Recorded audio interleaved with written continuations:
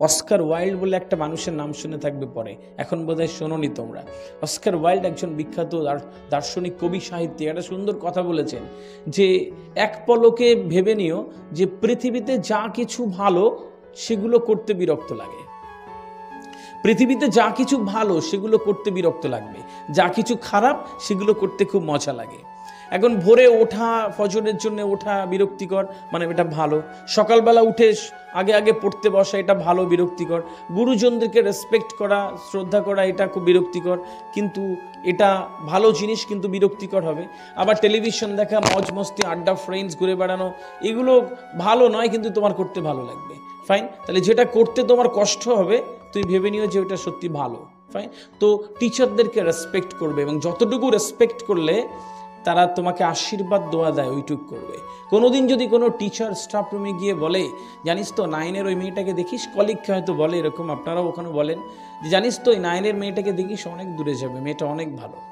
অজান্তেই আল্লাহ সুবহানাহু ওয়া তাআলা ওই মিসকে দিয়ে একটা আশীর্বাদ তোমাকে দিয়ে দেয়।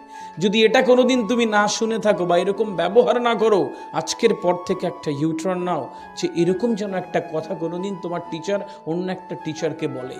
ঠিক এরকমভাবে একটা স্বপ্ন আঁকো প্রতিদিন, প্রত্যেককে রেসপেক্ট করবে যতটুকু। এখন ম্যাডাম বকেছে, আর ওই পেছনের দিকের ওয়াশরুমের একটা কল খুলে জল পড়ে যাচ্ছে, আর বন্ধুদেরকে বললে দেখেছিস তো কেমন দিলাম আমাকে বকা, এটাও করবে, আর বিরাট বড় জায়গায় যাবে। দুটো একসাথে হয় না।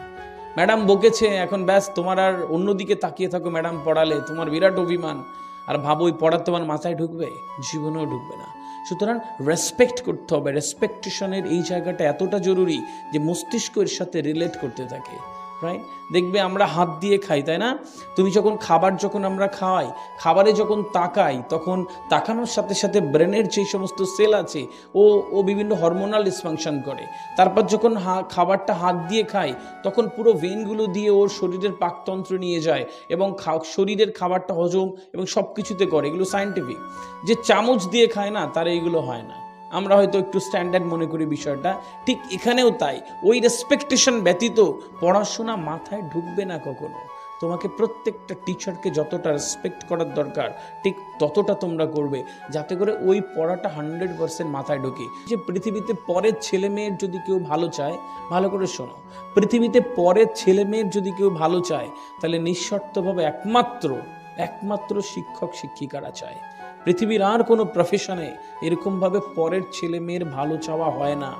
যদি কোনো টিচার তোমাদেরকে বকে, যদি কোনো টিচার তোমাদেরকে পড়তে বলে, যদি কোনো টিচার তোমাদের সাথে আর্গুমেন্ট হয়, মেনে নিও যে তুমি কোথাও গিয়ে ভুল ট্রিটমেন্টে আছো। তাই জন্যে হচ্ছে মনে রেখে দিও, এই জায়গাটা করবে। টিচারদের ভালোবাসা দরকার। টিচারদেরকে রেসপেক্ট করা ব্যতীত পড়া মাথায় ঢুকবে না কখনো। এখন এরকম নয় যে স্যার হ্যাঁ আমি তো মিসকে হেভি ভালোবাসি, পা দুটো জড়িয়ে ধরে বললে স্যার আপনারা হেভি ভালোবাসি, এরকম নয়। এরকম ভালোবাসা দেখাতে হবে না। টিচারদেরকে রেসপেক্ট করবে প্রত্যেকে। এরকম রেসপেক্ট মানে টিচার যা বলছে ওইটুক তোমরা শুনবে, এটা হচ্ছে রেসপেকটেশন। যদি বলছে বা মা এটা পড়ো, তাহলে পড়ো, ওখানে যেও না মানে যেও না, ওটা খারাপ মানে ওইটা খারাপ, এটুক যদি নিতে পারো, এই ভালোত্বটুকু নিতে পারো, তাহলে জীবনটা তোমার কাছে ধরা দেবে।